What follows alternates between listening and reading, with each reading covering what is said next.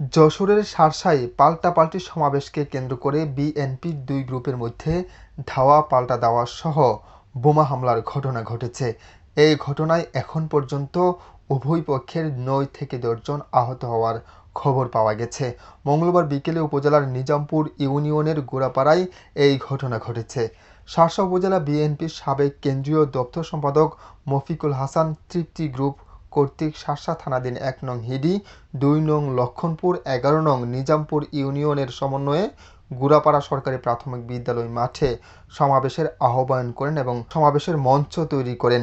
পরবর্তীতে শার্শা উপজেলা বিএনপির যুগ্ম আহ্বায়ক আবুল হাসান জহির গ্রুপের পক্ষে নিজামপুর ইউনিয়ন কৃষক দলের কর্তৃক কর্মসূচি অনুযায়ী একই মাঠে সমাবেশ আহ্বান করেন এবং মঞ্চ তৈরির প্রস্তুতি গ্রহণ করেন।